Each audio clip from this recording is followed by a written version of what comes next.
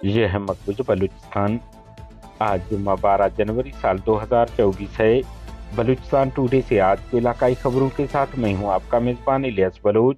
اسلام آباد میں بلوچ مظاہرین سے اظہار یکجہتی کے لیے خاران، نوشی اور دیگر علاقوں میں احتجاجی مظاہرے اور ریلیاں نکالی گئیں۔ اسلام آباد لانگ مارچ دھرنے سے اظہار یکجہتی کے لیے آج ریلی نکالی جائے گی۔ BYC کراچی کا اعلامیہ۔ کیچ میں دشمن فوج کے 5 اہلکار ہلاک، متعدد زخمی کر دیے۔ BLF تربت میں پاکستانی فوج پر حملے کی ذمہ داری BLA نے قبول کر لی۔ آوران پاکستانی فورسز قافلے اور ہیلی کاپٹر علاقے میں پہنچنا شروع، فوج کشی کا امکان۔ امریکی وزیر خارجہ کا بیان، بلوچستان میں جاری جبری گمشدگیوں کو روکا جائے، لاپتہ افراد کو بازیاب اور جو مارے گئے ہیں ان کے باقیات ان کے خاندان والوں کے حوالے کیے جائیں۔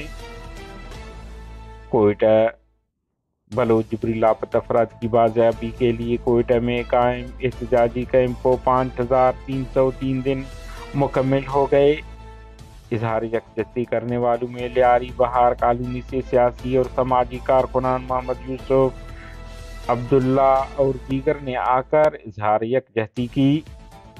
بلوچستان میں گزشتہ سال 75 افراد ماورائے عدالت قتل اور 576 جبری لاپتہ کیے گئے۔ بلوچ نیشنل موومنٹ کے ادارہ انسانی حقوق بانک کی سالانہ رپورٹ۔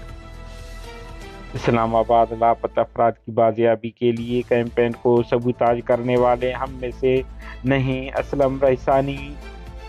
برطانوی پارلیمنٹ کے 9 ارکان نے بلوچ لانگ مارچ کی حمایت میں قرارداد پر دستخط کر دیے۔ خاران اسلام آباد میں بلوچ مظاہرین سے اظہار یکجہتی اور بلوچ نسل کشی خلاف خاران میں احتجاجی مظاہرہ کیا گیا۔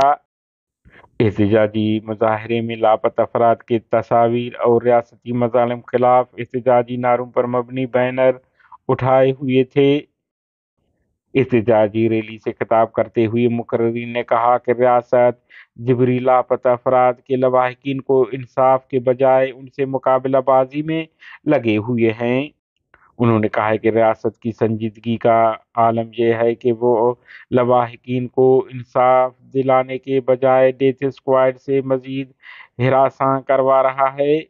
انہوں نے مزید کہا کہ اسلام آباد دھرنے میں ریاستی ڈیتھ اسکواڈ کے اہلکاروں کو دھرنے پہ بیٹھنے کا مطلب سیاہ جو سفید کرنا ہے، جبکہ نوشکی میں بلوچ یکجہتی کمیٹی کی ریلی مختلف شاہراہوں سے ہوتا ہوا نوشکی پریس کلب کے سامنے احتجاجی مظاہرے کی شکل اختیار کر گیا۔ احتجاجی مظاہرے سے مقررین نے خطاب کرتے ہوئے کہا کہ ریاست لوٹ مار کا بازار گرم کر رکھا ہے، دوسری طرف لوگوں کو جبری گمشدگی کا شکار بناتا ہے۔ اس طرح بیسیما اور چاغی کے علاوہ دیگر علاقوں میں بھی مظاہرے کیے گئے۔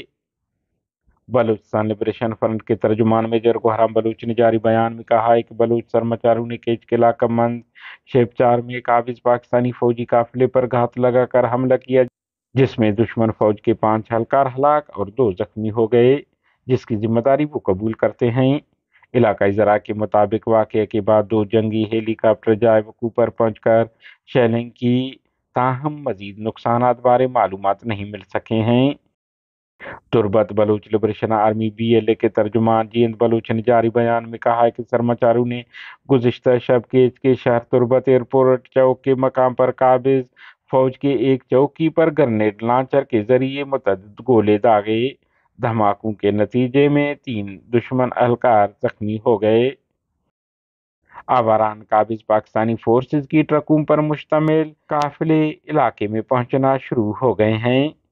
علاقائی ذرائع کے مطابق فوجی قافلے لسبیلہ کی طرف سے آوران کی تحصیل جھاؤ کے مرکزی چھاونی پہنچ گئے ہیں۔